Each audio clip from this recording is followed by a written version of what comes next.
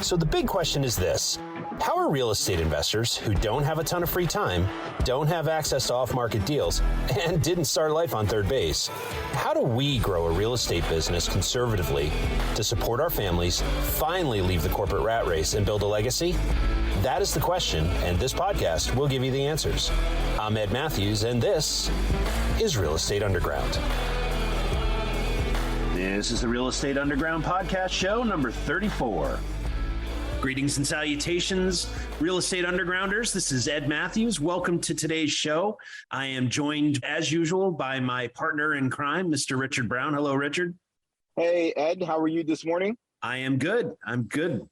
Today is actually a really unique show because we have one of the voices for real estate, both as a mentor and as someone who keeps an eye on what's going on legislatively throughout the state of Connecticut and the region. Mr. John Souza, how are you, sir? Nice to see you.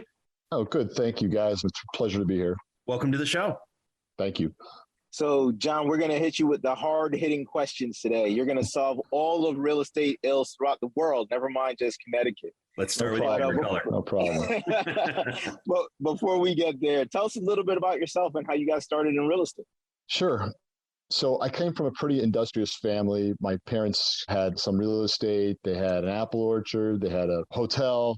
I learned at an early age to work, whether I liked it or not. You know, there was no free rides in my family. And I learned how to cut grass and pick apples and paint apartments, whatever needed to be done. I learned how to do it. I liked making money. I liked that part, but there was no other choice. Let's just put it like that. I had to work. So that's fine. And as things went along, after I went out of school, I was kind of excited actually to get into the same type of real estate business. I liked it. And it was a natural for me at that point. I did stay at home for a while, save some money.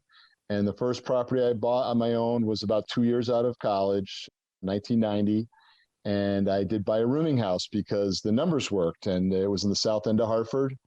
And when I moved in within the first year, I was able to save a ton of money because the tenants paid all the rent and I paid for all the bills. I was pretty much hooked at that point. I was like, wow, I like this. I have a piece of property that I did have to save and scrimp a little bit. I didn't buy any fancy cars when I got out of college. I did what I had to do. And I pulled together a down payment and I bought my first property like that. And I'm like, this is a great idea. We can do more of this, right?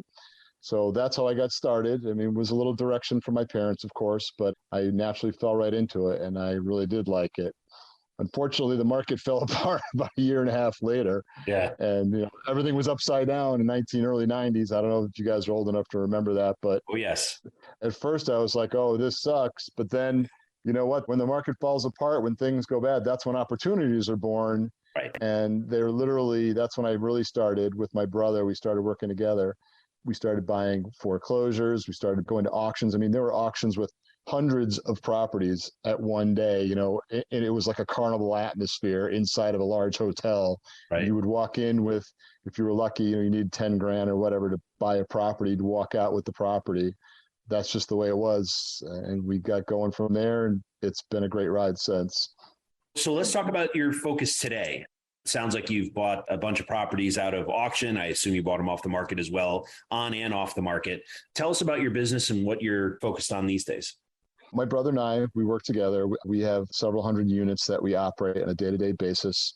The hardest part of real estate is holding it and running it, right? You can hold something for 30 years, even if it's an average deal for today. You hold it for 30 years, you pay off the mortgage, maybe whatever.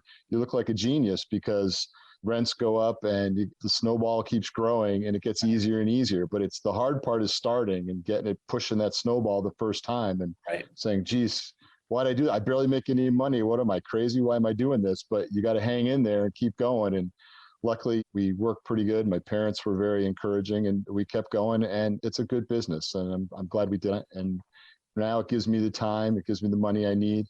And I'm very happy that I went into it for the long run. Makes awesome. sense? Other than your parents, as you got to where you are today, have there been other mentors along the way, or how else did you develop your real estate acumen or flex your real estate muscles? So that's a great question. Yes, my parents were involved, but the biggest benefit I think I got from other people was joining these small local real estate groups, landlord groups, meetup groups. I started doing that in the early 90s when I first started. I met a lot of people that were doing it, and I also got a lot of ideas from these other people. These people were like me. They're like, I don't care if the world's falling apart. If I could get something now and make it work, it's a great deal. If I can buy something 5 years ago, I couldn't buy anything that made any sense. Now I buy all these properties. I don't care which way the market's going. If I could buy it today, the numbers work, I can hold on to it for 30 years. I'll be in an awesome position. Right. And that was been my philosophy from these people. Let's see, CAREI, C-A-R-E-I, Connecticut Association of Real Estate Investors is one I was involved with early on, and they moved to West Hartford now. I was one of the board members for a while there, but when you meet people at these things, you get like-minded people. There's some people that have been in the business for a long time are involved, and then you meet new people, and that's when you make a lot of connections. And when the same-minded people all get together in a group, that synergy is an awesome thing. It really is, especially as a new person. It really gives you some motivation. It's much easier today to find these people, right? With the internet, like, you can find all kinds of groups everywhere with the internet. In those days, it was hard. You had to bump into someone at housing court or talk to someone at the lumber yard. You didn't know if these things existed. So it's much easier today, which is a great, great advantage for guys like us. So that's definitely a big help. And don't be afraid to ask people questions. Most people are very nice in this business that I've learned that they're happy to help you a little bit if they can. Absolutely. Yeah. It's, Rich and I always tell people we're all reading the same book, but Rich or I or you, we may be a few chapters ahead, right? Fortunately, I had mentors who would throw an arm around me and either see something or take pity on me mostly that said, okay, kid, here are the 19 ways you're screwing up and here's how you fix it. And I'm forever grateful for those guys.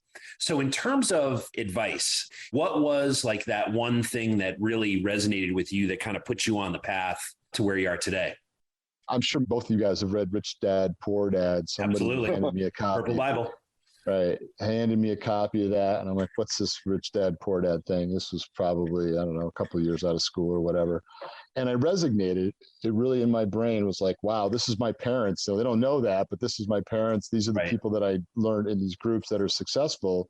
They're not driving big cars. They don't have giant houses, but they understand that, they're putting their money to work. And that's really where the value of the future is. And it makes such a world of difference when you have that attitude. You're not so worried about impressing the Joneses next door because your car is really nice and you have a giant house that you can barely afford. Doesn't make any sense. And, once you realize that a house is not, you're to live in is not an asset, right? You got to feed it every month.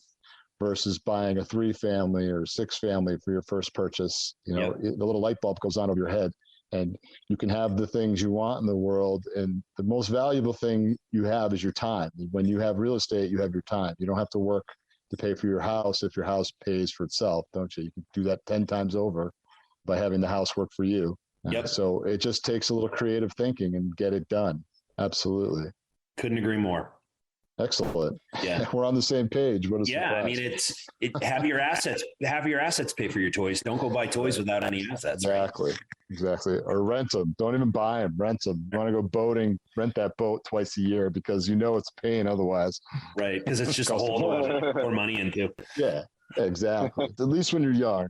You get older, I get it. I already put my kids through school. I want a toy. I'm going to get a toy. But I'm at the point where I don't have to worry so much about what the next big bill is. I got it all planned out and my income is enough that I can do what I want to do and I don't have to do more and I can do what I like, which is nice. Yeah. Very nice.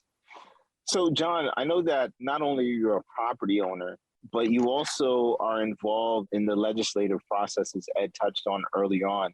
So tell us a little bit about some of the groups you're involved in and how do you go about advocating for property owners? Right now, I volunteer as president of the Connecticut Coalition of Property Owners, CCOPO. And what we are basically is a group of volunteers and we raise money. And what we do with the money is we hire a lobbyist and the lobbyist is at the state capitol every year. There's legislature out there that we try and get involved with. I will tell you, for the record, it's 10-1 tenant advocates up there proposing stuff and talking in the ears of all these legislators to try to make all the tenants' lives better. Much of the laws that they pass often somewhat help tenants, but often do a lot of damage to tenants. And we could talk about it as an example. I mean, what they just did during the pandemic, right? So many people didn't pay their rent, but what's going to happen now? Now they go find a new apartment. I don't rent to anybody who didn't pay their rent during the pandemic. I want to see your rent payments, right? Oh, you were working full time and how come you didn't pay your rent? Oh, I didn't have to. I'm not even interested. So people are having a hard time finding apartments now if they want to move. Stuff like that. Like just recently, they did change some of the laws, like so you can see less of a person's criminal record, which on one hand, I understand someone shouldn't pay for their criminal record for their whole life. On the other hand, I'm like, if I can't see enough, I put somebody that has a pretty bad criminal record next to a person with mental disabilities, young woman that is very shy around people. And, I would feel uncomfortable with that. I got to know what the records are. So who gets hurt? If I don't know the record, it's going to be the other tenants, not me. I don't live in the property, right? If bad things happen, I don't live there. But that's the kind of thing that goes on all the time. We try to get involved with it. The ones that have a lot of steam, we try to deflect the worst of the laws. And the ones that we can't stop, we deflect the worst of it. And we do work a lot with legislators to try to make things fair for us. And it does work. The process does work. But we are greatly outnumbered out there. I mean, they have hearings and it's literally, 10 people from the tenant side to one landlord. Guy like me testifies. I try to get people from our group to send in testimony, which a lot do. A lot of them don't have the time or energy because it's in Hartford. I mean, it was pre-pandemic. This year and the last year, you could actually go online and testify via Zoom, which is really awesome. And we had a lot of people participate. It was a good year as far as that goes. Anyways, just to give you an idea briefly of some of the things, this is just this year, and this is only about half of the things that they brought up this year. They wanted to hide summary process records from you. So if you're a landlord, imagine trying to find a tenant when you can't even see if they were evicted. They wanted to hide it during the process of the eviction. So while the process is going on, they're being evicted, you wouldn't be able to see if they were in the process of being evicted. So they can just go from one landlord to the next. They only wanted 1 year window after they're evicted that you would be able to see it. So I'm like, are you kidding me? This is the dumbest thing I've ever heard. We fought that tooth and nail. They wanted to eliminate lapse of time evictions. If you're a landlord, you know what a lapse of time is. That's when you're tired of tenant for lots of different reasons and you just ended their lease, you just want them to go. Often you have to do renovations or something like that. They wanted to get rid of that whole process. I mean, that would add months and months to the eviction process, totally upend any control you would have in your building. It would be like almost like you're married to the tenant the day you take them. And what's going to happen if that happens is your rental standards are going to go from here to here because now I'm married to this person. I'm going to look a lot harder. I'm going to be a lot more picky. So again, it would have hurt tenants, would have hurt the good tenants that live in my building already because I can't get rid of people, which was like the pandemic when you couldn't get rid of anybody and they were causing all kinds of crazy problems. So who benefits? Nobody really, except for the bad tenants, unfortunately. Every year we have this kind of stuff. They wanted to have an Energy Star rating for your apartments. How would that be? Wouldn't that be fun? You'd have to go to some government agency and get your apartment rated to some energy efficiency amount. It doesn't mean anything. It's like a 4 out of 5 stars. How much is it going to cost you, Mr. Souza, to move? What's the energy bill? I don't know. It's a 4 out of 5 stars. It's all this great thinking all the time that they think they're going to help people, what wouldn't really help people. And we get involved and hopefully we help at least smooth out the worst of it. And we actually do turn away a lot of the worst stuff. This was the last 2 years. They wanted to legally would have to notify your tenants you're under foreclosure. So in the last 2 years, you've been fighting with banks because you haven't been getting your rent, right? And you're going to foreclosure. And now I called it to sink the ship. Now I got to tell my tenants, hey, I'm in foreclosure. So they're going to be like, well, why do I have to pay you? Right? Your chances of righting your ship are about 0 if you tell all your tenants. That's the kind of way, that's how they think, like, oh, I'm sorry that your tenant has to pay rent while I'm in foreclosure. Maybe I can't afford to fix the lock on the back door of the building or whatever, because I don't have the money. Can't hire a locksmith right now. I'm trying to get the whole thing straightened out. But this is what they do. And if we weren't there, if we didn't have a lobbyist to help guide us, a lot of the stuff would go through. There'd be no opposition almost. There's another large group in the state, but they're more for like commercial landlords and they don't always have the same interests we do. I'm happy to do it. We're always looking for people to work with us, volunteers, come see us. You can find us on our website, CCOPO.com. You can join if you want to testify, you want to be involved, or you just want to give some money. But if you make a living in real estate of some kind, you got to be involved to some degree here because it's too important. It's too many things can really pull the rug out from underneath us here in Connecticut, especially. Agreed. You know what I mean? Absolutely. And, the thing is that I bet part of the job, and in fact, I know part of the job is educating these legislators on exactly how the business works. And I bet most of your conversations are around dissuading them from these actions because of the unintended consequences that they just can't foresee because they don't understand the business. And things like minimum FICO scores go from 580 or 600 to 620 to 650 and makes it harder and harder. And you have to charge more security deposits because you have to plan for the worst. And it's got to be a really just an enormous challenge to educate these guys. The other thing that I think a lot of legislatures and legislators fail to understand is, and I was reading an article, and Rich mentioned it actually before we were offline. It's like 72% of multifamily property owners are mom and pops. They own a 3-family or a couple of duplexes, and that's it. These large corporate entities, or even the large property owners, are a gigantic minority of the folks that own properties, particularly here in Connecticut. Yeah, that's absolutely true. It is the small business people, the part-timers that have a 3-family or live in a 4-family that make the world go round. And we get treated the same, unfortunately, as some of the bigger guys, which I understand. But we need to work hard together to be able to keep the laws fair for us. And that's really the only way we're all going to survive. We're local people. We want it to be the best for everybody. That's how it's supposed to work. Are you interested in real estate investing right here in Connecticut? Ever wonder where all those real estate investing pros hang out to network? Did you know the Connecticut Real Estate Investors Association will introduce you to those investors and will help you learn how to find deals, fund those deals, and even teach you how to do it without leaving your current job?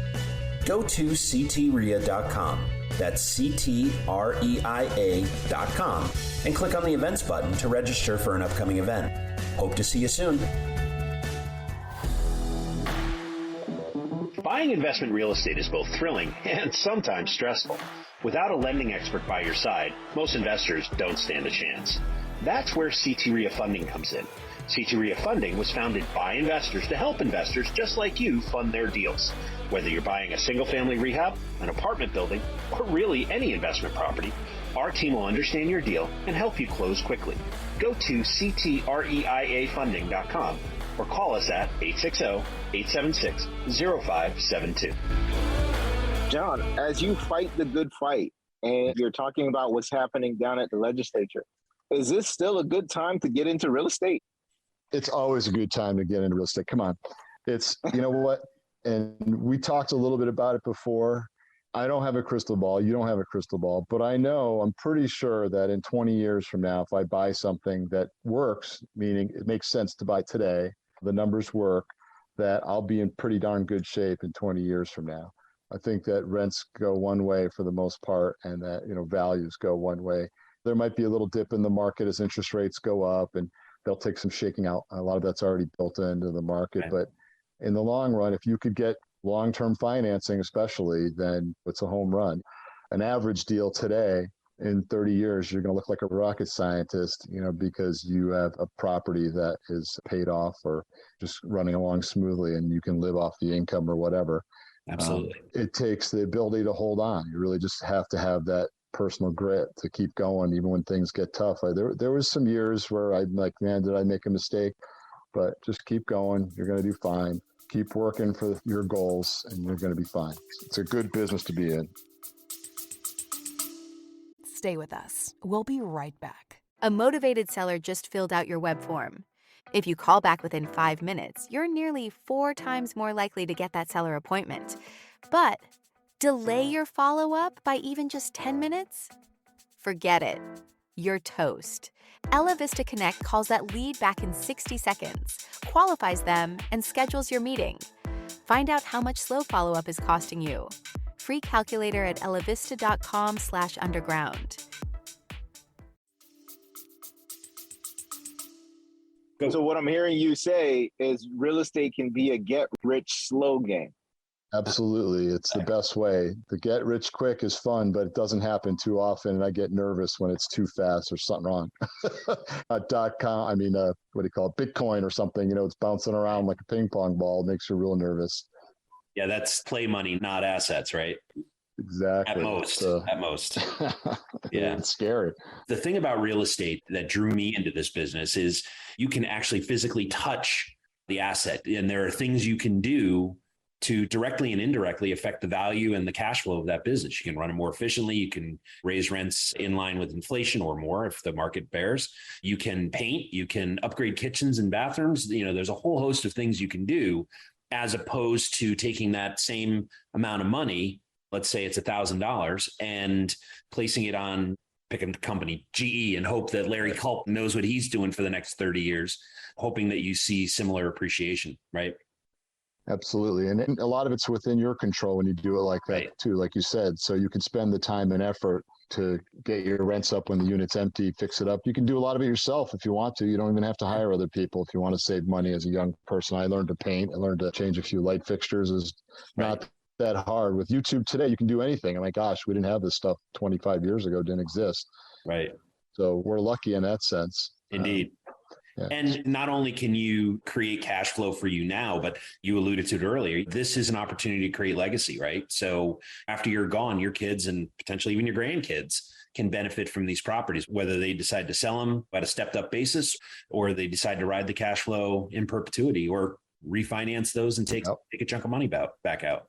Yeah, absolutely. And one of the things that I always teach new people, especially beginners, is very important, is don't be lured into buying properties that are in tougher areas as a beginner, because what happens is it's like the siren call, and you get lured in, and then it doesn't work out the way you think it's going to work out, and you're depressed, and it's a lot harder than you think, and all your tenants' problems become your problems, and you're upset. You're like, I'm not doing this real estate anymore. This is a pain. I don't want to do this. I'm just losing money. And so because they tried to do that, they're very upset. But if they listen and they learn by doing it in a nicer area, make almost no money. I mean, if your first property is breaking even the first year, you know what? And if it's a nice area, it's easy to run. Guess what? You can run that property for 30 years if it's easy to run, and it's easier to get tenants. It's easier to get your rents from the tenants in certain areas, nicer property. It's just the fact of real estate. What do they call it? Grade B versus grade C versus D. It's for the long run. It's not for the short run. And you'll be a much happier person, and you'll be able to have 5 of them instead of just one that you dread going to on the weekends because you have to. It's a different world. So better to have the right ones. Better to have nothing than the wrong one, but better to have just a few of the right ones than having 5 or 10 of ones that you hate going to. You won't be a happy person. That's really what we're looking for, right? We all just want our time to be pleasant and enjoy ourselves, enjoy going to our real estate, enjoy doing what we need to do. Yeah, you said it earlier. There's a finite amount of time you have in your life, and why not enjoy it? Absolutely. So, John, it sounds to me, what I'm inferring from everything you're saying is that real estate can't just be done from a spreadsheet, because oftentimes when you do a spreadsheet, those tougher areas, the cap rates, the return on cash, everything looks fantastic on a spreadsheet. But then to your point, the management is a lot more intensive when you're in certain neighborhoods. So am I right to assume that what you're saying is don't just assume that the spreadsheet cures all? Absolutely. That's a great way to say it too, isn't it? One of the things I wrote down in my notes to talk about is building a team. And when you build a team, I'm talking about building a realtor as your number one member when you get started. And all these groups are important, but find a realtor that exactly what you're saying, that, hey, I found this deal for you, John. And you're like, well, it doesn't make much money on the spreadsheet, but he's like, aha, but see, this neighborhood, the rents are really low for this neighborhood. And once you see the rents are low and they're selling it based on the rents, you realize that, well, wait a minute, I spent some time and energy, then I can get the rents up and my income will improve and I'll be a much happier person. That's why when you build a team, starting with your realtor, a good realtor, investment realtor, you'll be much better off. But that is an excellent point. I like the term of don't believe the spreadsheets, go look. And really, let's be honest, if you pick a couple of areas that you like, you get to know everything, that's what the realtor is useful for, and these groups will help you. When you do that, then you know it. How do you know a deal when it's staring you in the face? You might walk right by it, right? Because, hey, on the spreadsheet that they sent me says it's only a 3 cap. I mean, it's not making me much money. I'm not too excited about that. But then I realized, well, the rents, like you said, the rents are way under market, or they even better. My favorite one is I go in and they got this old oil boiler and I heat the whole building, and you're going to spend 30 grand, put a new gas boiler, and it saves you like 25 grand a year. I mean, talk about return on your investment. We had that up in Windsor Locks. I'm saying there's other ways to make money besides increasing the rents. It's reducing your expenses, but having some experience pays, but having a realtor that understands it too is a big help. So start with that. You're a new person. Excellent. Good point. Yeah. And actually, there are also government programs and programs through utilities to hit on that. Rich, you were telling me about one with heat pumps and mini splits, right? Absolutely. So, John, you may be familiar with this. I have a 12 unit down in New London, and I'm going through the process. We have electric heat in the building, which I'm paying. Yeah. And through the audit process or whatever with the electric company, they are going to be incenting me to change it from standard baseboard electric heat to heat pumps because they're high efficient. And so I'll be getting a nice little refund that's almost like making an investment, getting a refi. And not only that, because these units will then be converted to individual pay, it's similar to what you just said about that one big oil burning unit, where now that NOI, instead of me paying a $30,000 electric bill every year, tenants will pay their own electric. They benefit because I have a higher efficiency system, and that NOI goes to my bottom line. Plus, the electric company is incenting me to do it. So it's kind of a win all the way around. What a country, man, huh? I love it. And you know what? They're going to save electricity. You know why? Because they have to pay their own electricity, right? They're going to, instead of leaving it at 80 degrees, they turn it down to 62 when they're not home, right? So and they put on a sweatshirt. And they put on a sweatshirt. Like my parents said, you're cold? Oh, I'm sorry to hear it. Put a hat on. Right. Exactly.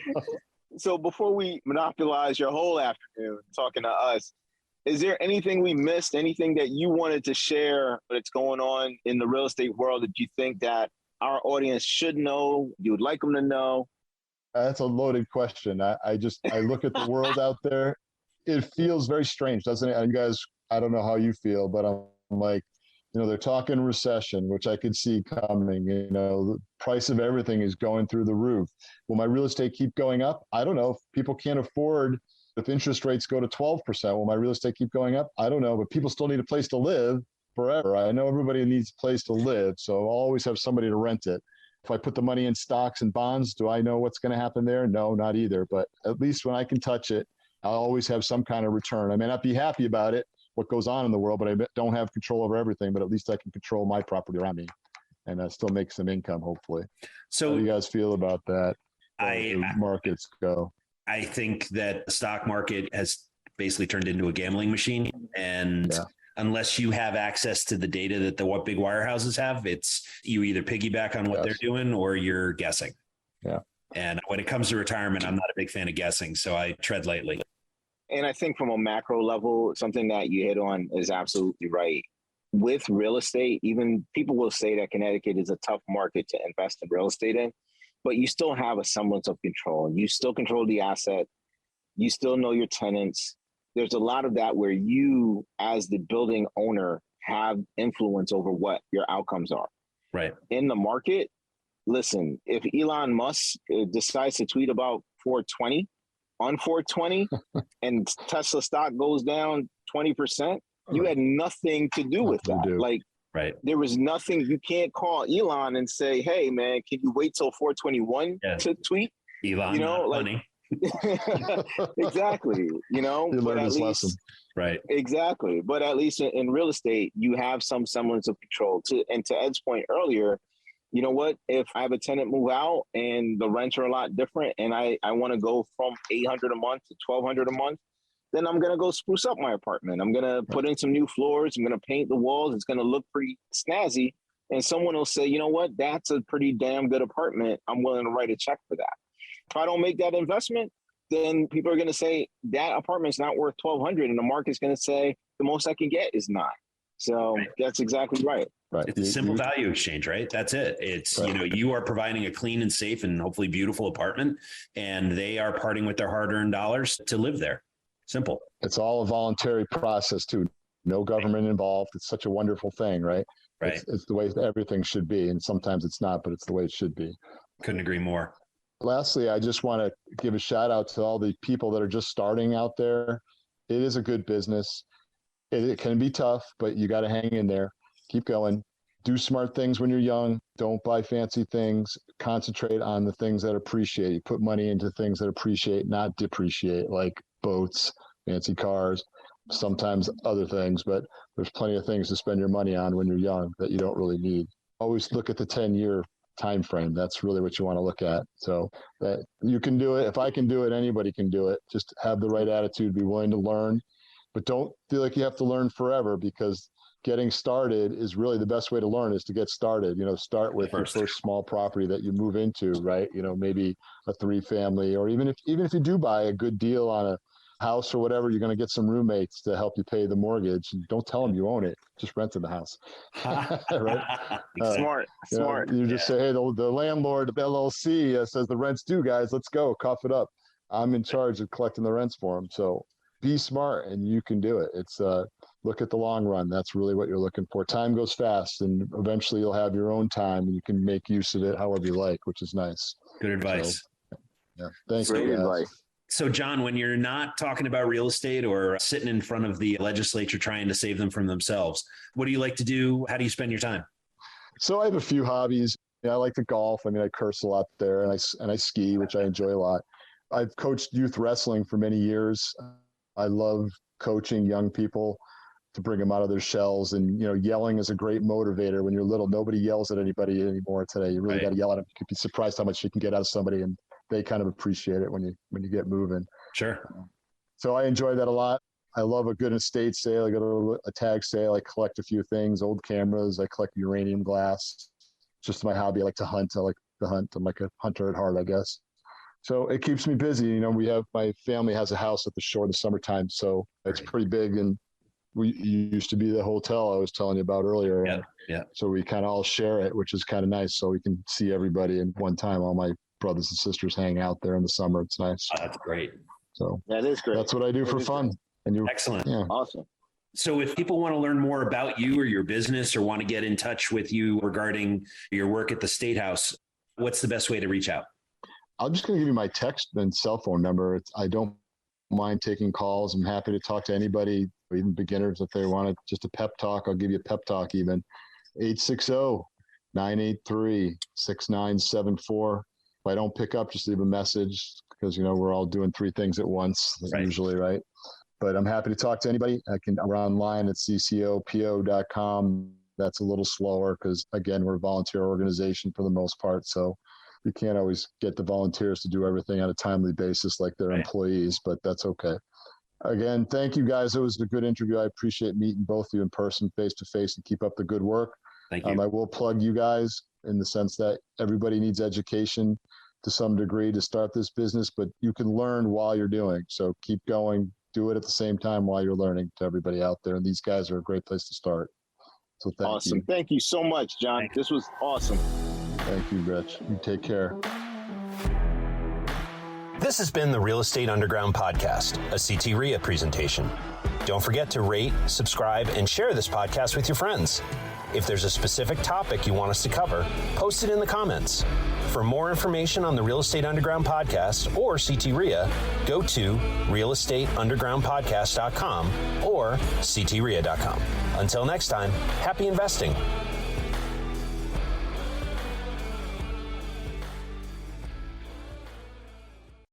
This has been the Real Estate Underground. Don't forget to subscribe. It helps us grow. Until next time, Undergrounders, remember your real estate journey begins with a simple step forward. Now get to it. Bye for now.